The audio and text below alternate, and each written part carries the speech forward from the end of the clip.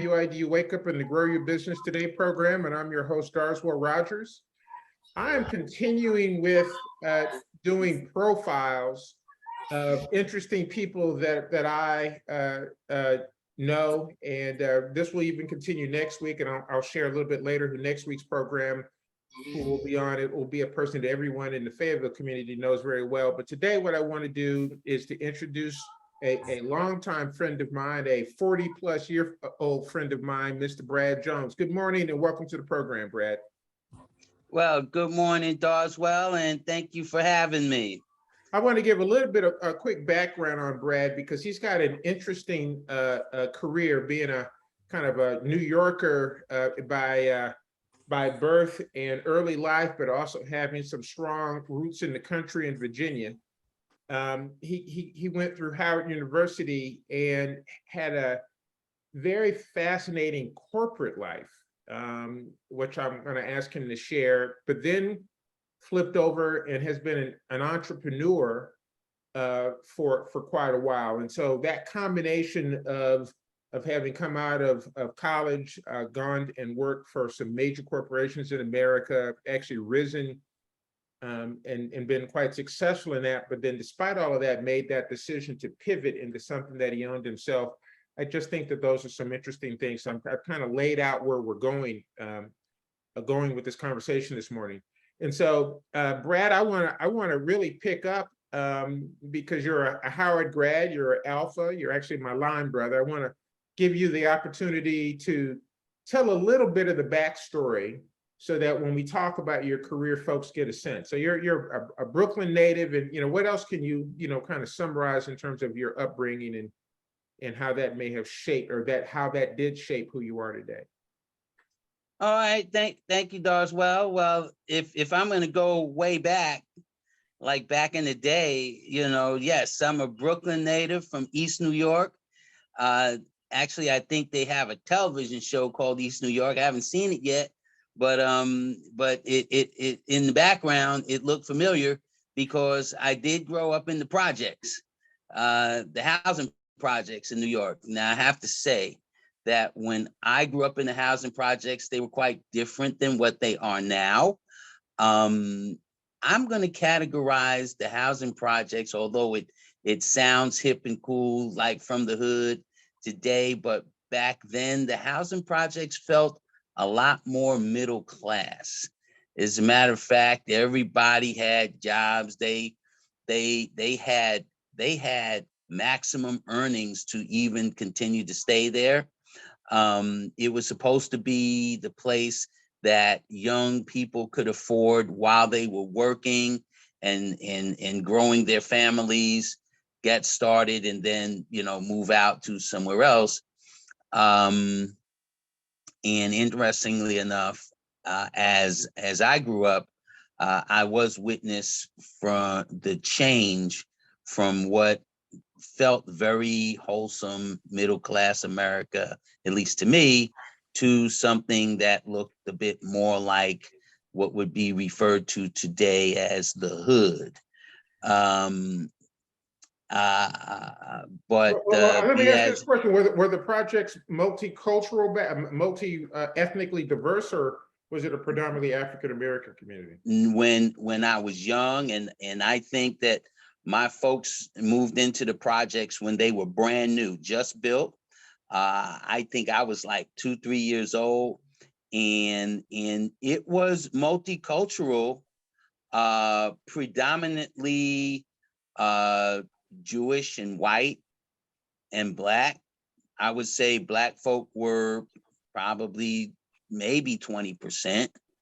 And by the time we left, it was probably reversed. Black folk was probably 85-90%. And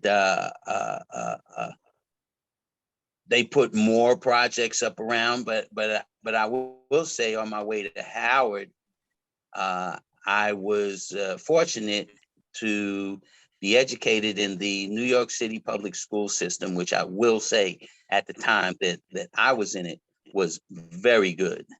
And I knew how good it was when I went to Howard, to know how many more things we took and had to take than people who were, coming from other school systems around the country. And I just want to note that you're a Brooklyn Tech grad, so anybody who knows New York knows that that is one of the uh, top schools in New York City. That is correct. Brooklyn Tech, and prior to me going was all male. The year that I was a freshman there, I think they had like 40 female students in a student body of over 4,000. Wow. So you did a lot of studying because there wasn't a lot of socializing going on. So did you have a specific focus or desire to go to a historically Black college, or was that just something that happened? Little story behind that one. A guy that I had gone to the school with at Tech, he was a year ahead of me. And he went to the University of Pittsburgh. And when I was a junior, or maybe I was a senior, and he was over there at Pitt, and he was telling me how much he liked it, and said, "Oh man, you got to come out here." And I remember I got on a train and rode a very long time to get over there to the University of Pittsburgh. They were a big football school then, bigger than they are now. Hugh Green, I think his name was, big man on campus, Yep. And when I went there,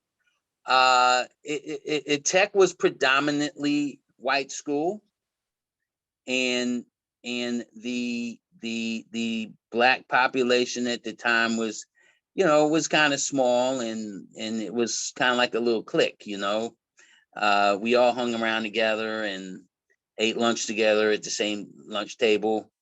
And when I went up there to Pitt, it felt a lot like the same thing. And after I was there for a day or so, unfortunately, you started to see the signs of the racial bias that was on the campus. Little things scratched into the walls of the elevator that they really couldn't remove because the walls were metal, and somebody had to use a lot of effort to scratch that into them.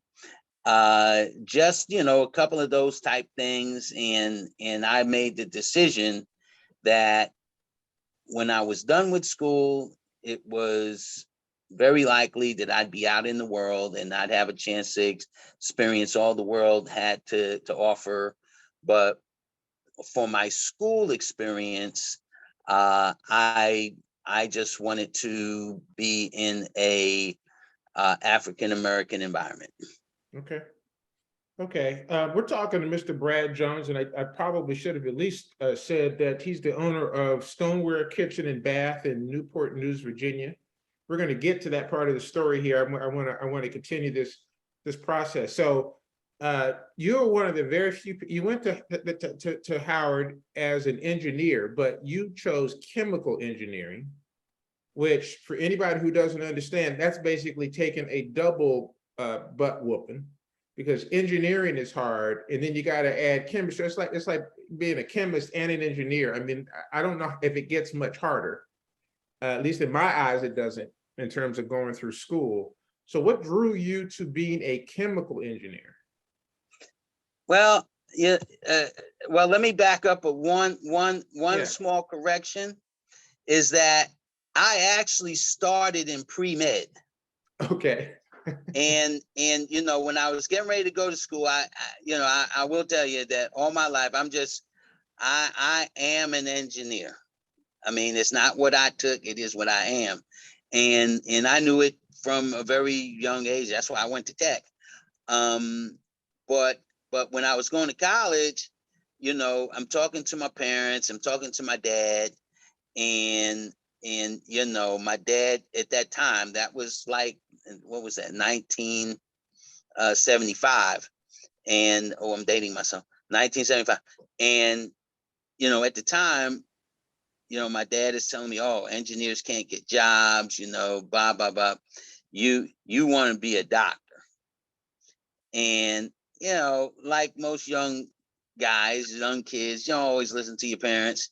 I didn't always listen to my dad. And I went, well, okay, Dad, this time I'm going to listen to you because you seem to, feel pretty strongly about this. And I'm like, okay. So I went on up there, and in your pre-med, your major is like biology.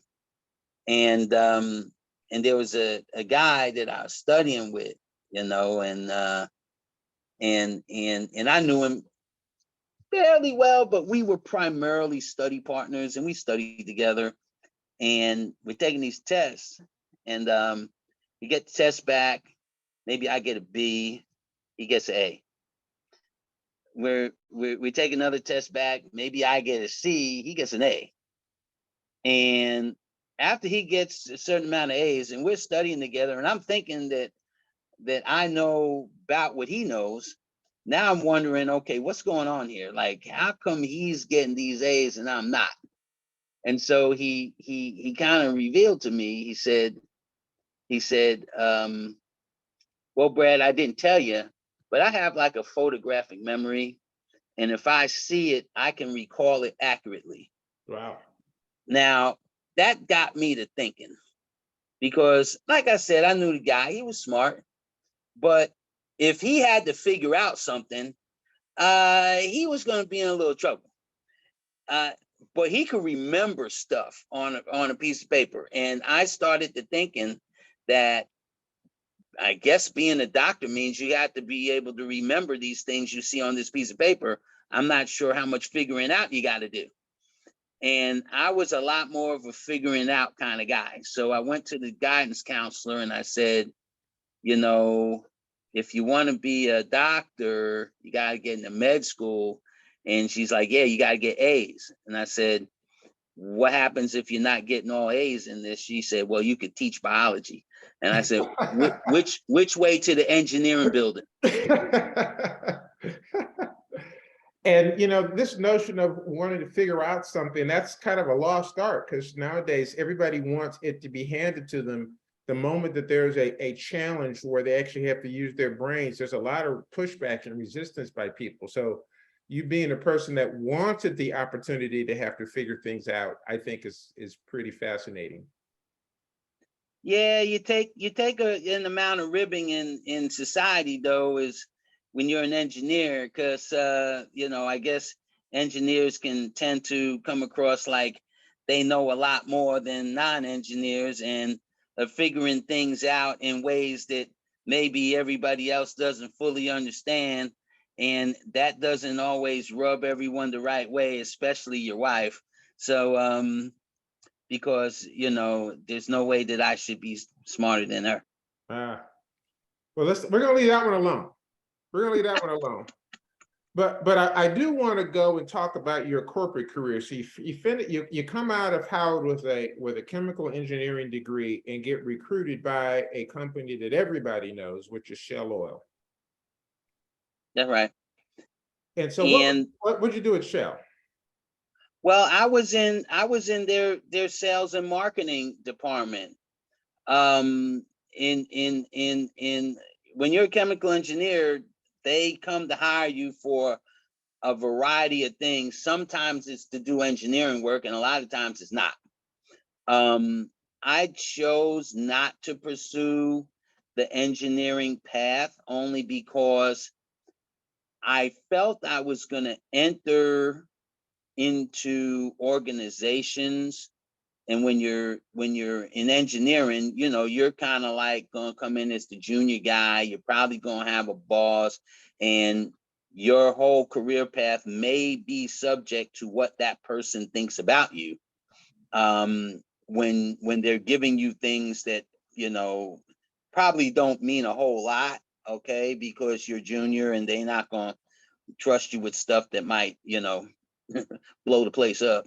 So so I wanted the career that was more, that at least in my mind, was more dependent on your actual performance.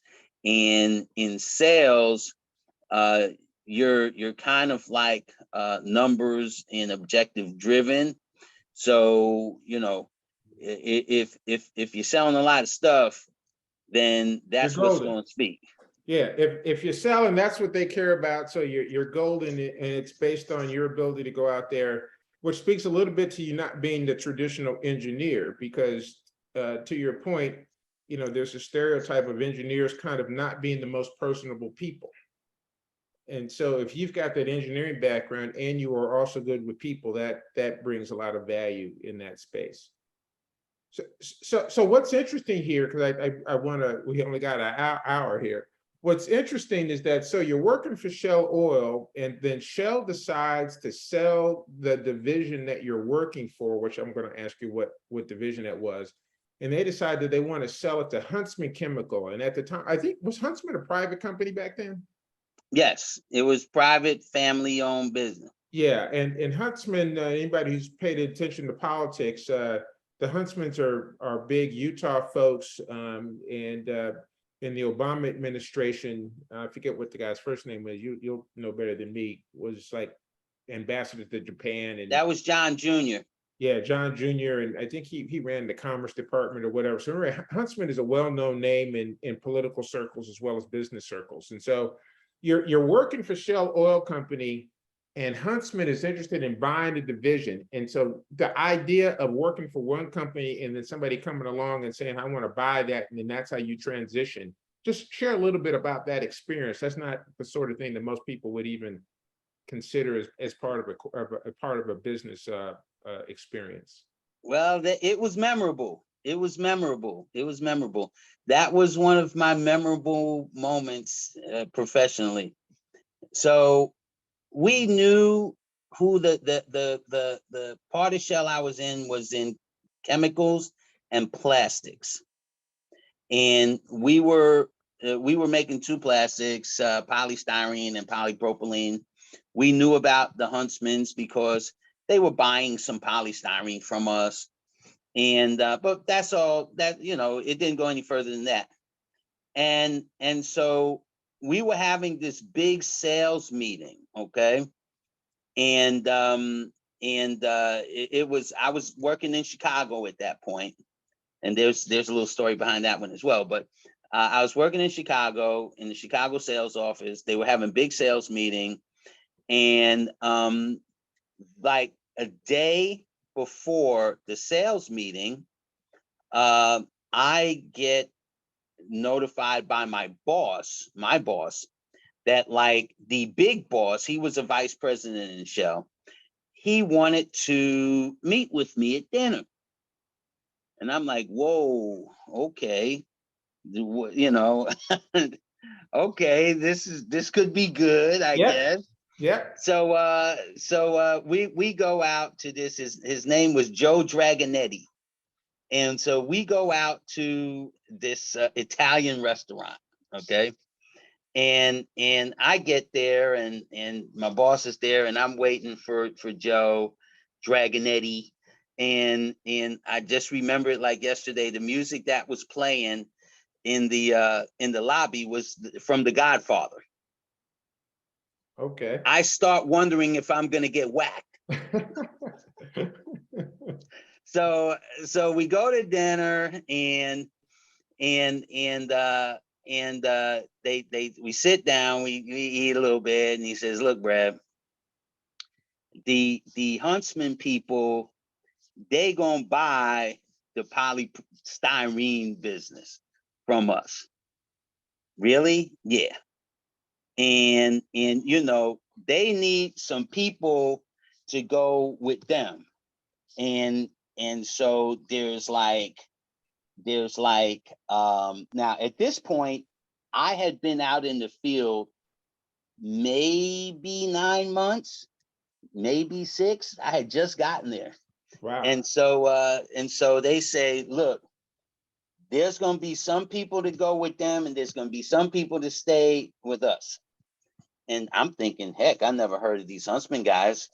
And I had gone to work for Shell Oil Company. And I said, well, suppose I want to stay at Shell. And they said, well, you know, we gonna have to cut back here. And we've got, like, I don't know, 5 spots and maybe 8 guys. And we're gonna take the best ones. And we know who about the 3 best ones are. And that leaves 2 spots and about 5 guys. And you ain't one of the best 3. So the decision that you can flip the Huntsman becomes pretty clear. Oh, well, I said, so in other words, you selling the business and me with it. Yeah. And I said, hey man, I thought y'all couldn't do that anymore. Hey, listen, we're going to take a break here at the bottom of the hour. Hold your thought. We're going to take a break here at the bottom of the hour. Come back. We're talking to Brad Jones. You listen to WID Wake Up. And welcome back to the second half hour of the Grow Your Business Today program. I'm your host, Arswell Rogers. I have live on Facebook and obviously live on the radio, Mr. Brad Jones. He's the owner of his own company, Stoneware Kitchen and Bath. We've been running through his career history, and we're going to get to his current business, which, for those entrepreneurs you want to hear a lot about. And Brad, we're picking up with this decision of Shell Oil Company, who you're working for, to sell the division that you're working for to Huntsman Chemical. And Huntsman is a large chemical manufacturer. The Huntsman family is well known in political and business circles. And so they've made this decision that, well, it's been clear to you that your job security is to go with Huntsman versus to stay with Shell. That's kind of where we left off. So I'll leave it for you to then pick up at that point. Well, that's where it left off at dinner that night. And actually, the reason that they met with me at dinner that night is so that I had time to pack for the next day, which they told me. Remember, I started off with, we were going to have the big sales meeting. Yeah. Well, there was me and one other guy out of like 20 something in this sales meeting that were going with the new guys. And what they did was, we all got in there the next day at the sales meeting. We're all around the big table, and they announced the sale. They said that Brad and this other guy, Mark Bruner, we were going with the new company, and we got up from the meeting and pushed our chairs into the table and walked out. I remember there were people that I knew looking at me like I was going to the gallows. I can still remember a couple of their faces. So we got on plane and went to Parkersburg, West Virginia, which is where the manufacturing plant was, and met the new guys. And I will say this. I had 2 things to prove. One was that I was that good in to both the new guys and the old guys. I was a rookie salesperson, and they gave me a list of accounts that, there was a few in there, but with very little sales. I had all the accounts that people had tried to be selling over the last years and had not been very successful. That's what they gave me. But after this, I ended up taking over for like 3-4 other people just in that one product. So now I had all of those accounts. And to make the long story short on this one is that we worked with the new people, and we were on the transition team. We weren't officially hired by them yet. And the day came where they were making job offers to us. And so they told me, the guy that was in charge there, like John Huntsman's right-hand man. And this was their first chemical plant acquisition. They were not in the chemical business at that time. And so it was John Sr. and his man, Ron Rasband. And they said, okay, you know, I need to come to Parkersburg, and they're going to, you know, they were going to offer me a job. And the day before I was going, my boss, remember the guy that said, I'm not one of those three. So he says to me, Brad, we know you're going up there to get a job offer from these guys, but we just want to say that don't give them an answer until you come back and talk to us. I'm like, what? Yeah, what does that mean? Don't give them an answer until you come back and talk to us. I'm like, seriously? Okay. So I get up there, and maybe one day the next time you have me, the whole negotiation with John Huntsman and his guys, and they offered me a job, but they kind of tried to lowball me.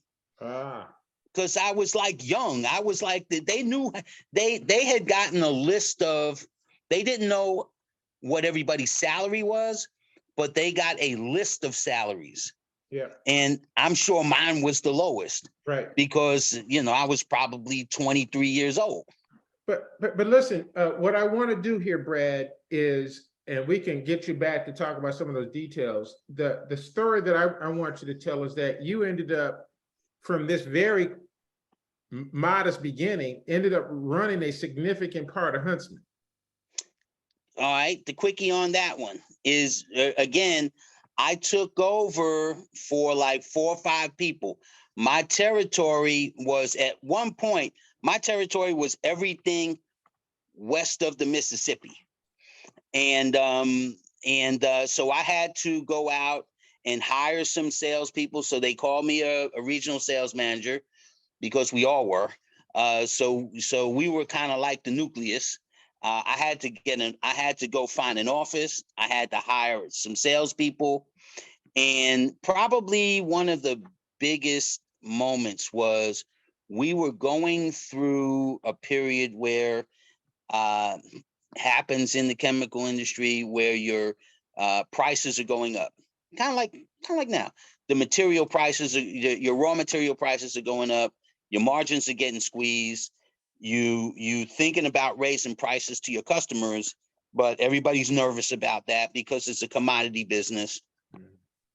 And we were in a big meeting, and we were talking about raising prices, and everybody was acting like they were scared. And I got up, and John was there, John Sr., and I basically said, I think we could do this. We go in there, we gonna act like we mean it. And I think our competitors are gonna support it. And then all of a sudden, everybody started coming around like, yeah, I think so too. And I think that was probably the moment that, to John Huntsman Sr., I was his guy, because he had just bought the company. You need to do well financially when you just buy the company, because you're leveraged. And getting our prices up was critical. And here it is, the youngest guy in there telling all the other guys we could do this. And so John and I, we had a good kind of like personal relationship. And just to understand, John Huntsman, ends up being a multi-billion-dollar company. Yeah. And you're running, what was the size, ultimately, what was the size of the company, the division you were running? How big of a business did you end up running? Well, what they took me into the product line. So what ended up happening is we ended up buying another part of Shell, which was their polypropylene business. And it was probably at that time, I'm going to call it about $100 million business. Yeah. And then we bought 3 of our competitors in the period of probably 3-4 years. And then it went from like 100 million to probably, $350 million. Right. And that's really the point. I mean, there are just not very many opportunities where folks are going to say, hey, there's a black guy that ran a $350 million business for Huntsman Chemical. I mean, that's an accomplishment that there's just not a whole lot of folks who can say something like that. Yeah, and I'd like to, a couple of things I would say about that. I'd like to say, rah rah, but it was, yeah, I worked hard. It was timing, and I was blessed with the good fortune. You probably wouldn't do that again today. I just happened to be in the right place at the right time and did some of the right things. Well, one of the right things was you stepped up and said, as the junior person in a room, that we can make a significant business decision, and you moved people to your point of view. That is a skill, and it also takes some cojones. It did in the right time, and not to, but see, one of the things that happened though, when you say like a black man could do this, can say this. So one day, me and they were, I got to take a look at, like, I hung around a lot of the Mormon guys because I work for a Mormon company. Right. I learned how to ski. Because we took all our customers to Park City, Utah every year and spent a lot of money on them. Right. And his daughters taught me. But the main guy, and so what I understand his role is today, they have one of the high ranking the roles in the Mormon church is like a mission president, right? And I understand that Ron became mission president in Washington, D.C. But he said to me once, we were at dinner, and he said, Brad, I don't know any more black guys like you. And I said, well, Ron, what you mean by that? And he says, well, he was being complimentary. He said, you're smart, you these nice things. And I said, Ron, let me tell you something. I ain't the smartest black guy I know. And I'm not the most well-spoken black guy that I know. And I think that the only thing going on around here is you just don't know enough black guys. All of us in corporate America have at least one story like that. What's that?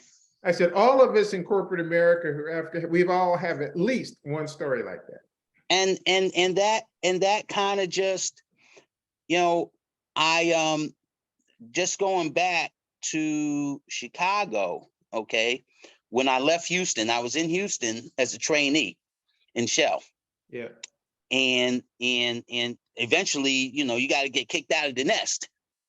And so I had gone to Chicago I had been put with the chemicals and plastic division. I had gone to Chicago sales office. I spent a couple of weeks out there, and they ended up with an opening, a sales rep opening, and they were kind of dragging their feet on whether or not I was going to get that assignment.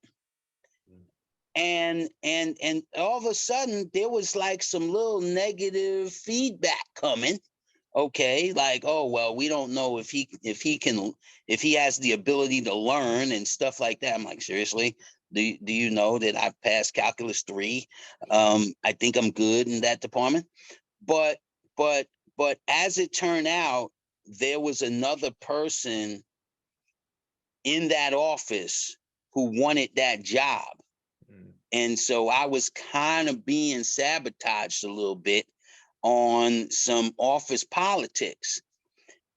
The guy who was my mentor in Houston, who was a respected person in the organization, he basically stood up, put his foot down and said, BS, I see what y'all are doing, and Brad's going to Chicago, and y'all are going to make sure that he's successful there, or else you're gonna have to come see me. I Mm-hmm. said all of that to say this: when you in corporate America, there's some important things. This from my experience. You got to have a mentor. Whether you're black or white, actually, especially when you're black. Everybody needs a mentor. Let's just face it. Especially when you're black, you got to have a mentor. It's hard to get ahead without that.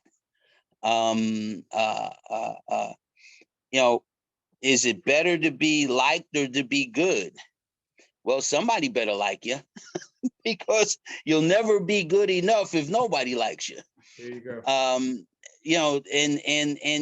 you got to pay attention to opportunities to make that good impression to the people who can have influence over your career, and they're usually the people who are more the bosses.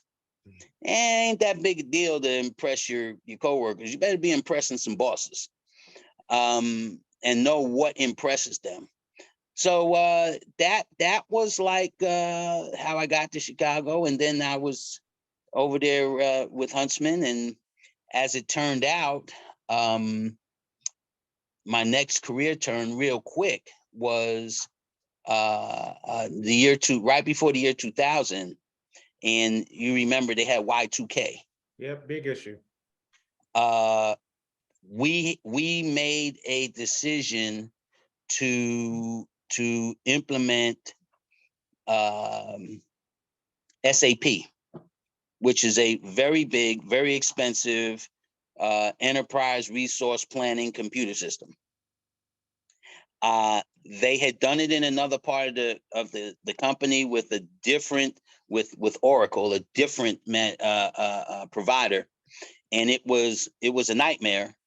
They didn't want IT people to run it, and so they recruited me to manage the project. And it was at the time about a $30-40 million project, a lot of money, a lot of But I people. think the key thing, if this is the main thing around Y2K, the project might have been $30 million, but the impact on the entire business is very significant because there was this presumption that the world was going to, Armageddon was going to come because of this shifting of having to go back, and everything was starting with 19 something, 1920, 1940, 1950, and the notion of there being a two to begin the number they thought was going to freak everything out. So they thought these were enterprise-wide concerns. So it was a $30 million project, but the ripple effect, if it's not done right, is across $1 billion plus enterprise. I mean, I just want to make that clear, right? that is the situation here, right? And it didn't turn out the way everybody thought. The world didn't end. The earth was still on the same axis. We were okay. But what happened is I kind of got sucked into that IT side. And part of the reason that I had, and this is just another piece of the career side, part of the reason that I went for that is I was at a pretty high level pretty early in my career. And what I knew is that I was not going to be president. Well, your last name wasn't Huntsman, so that was highly unlikely. As it turned out, that's right. I don't even think I was going to be a senior vice president as more people showed up. And what happens is when you're at a high level, sometimes it kind of feels like you're blocking the path of others. But I guess that was probably, and see what happened is in the family business, it's interesting you say that. John Jr. was the one who we all thought one day could be president. That's what we thought. But his younger brother, Peter, he was very interested in the business. And one day, there was more of a story behind it. But one day, John basically turned the company over to Peter. And Peter basically brought in all of his guys. It was pretty interesting. And that's when and Peter's still there now. Actually, I kind of looked at it. But going into the IT side with SAP, you spent a lot of money, you hired a lot of consultants, and you changed things in ways that the organization did not fully understand until it happened, no matter how much you tried to explain it to them. Mm-hmm. And that was another turn in the career. The part that I was working for then got sold to a Canadian company, Nova Chemicals, and then they were big SAP people, and they saw me and they went, "Woo!" Then they had me doing all of their projects, and I'd say in the course of a year, let's call it 2.5, 3 years, something like that. I don't know. I probably spent like $250 million real money in just putting in these systems. Right.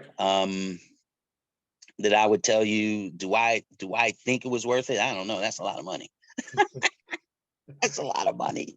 So we've got about 4 minutes left. And to your point early on, and you said this before we started this interview, that I'm going to have you back because we haven't gotten to the entrepreneur part of your career at all, and we're not going to today.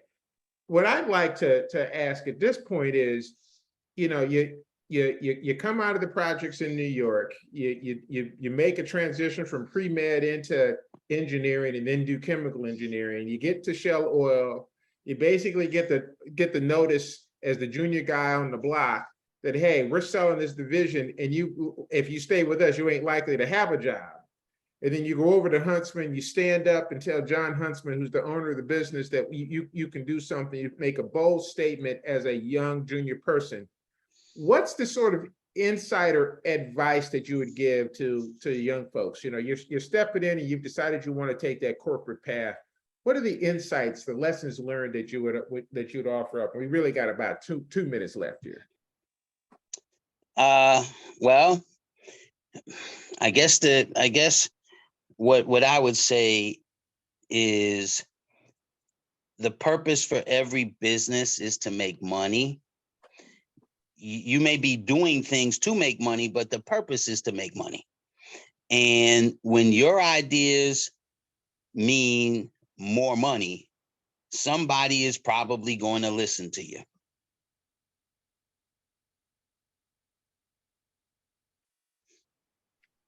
And so focus in on where the revenue is. Now I'm gonna tweak what you said there a little bit, Brad, because I'm gonna say that the purpose of the business is to deliver value to a customer, and because you delivered value, they give you money, and it needs to be a profit. But it's really got to be about what you're selling that has value to people that turns into money, right?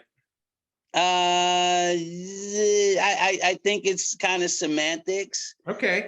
Because if a customer sees value, but they don't see value enough to pay you enough to make a profit, then that's not a good business. Fair enough. Listen, we've got like a minute left here. First off, any final thoughts? If there's something that you want to offer up in 60 seconds, I invite you to do that.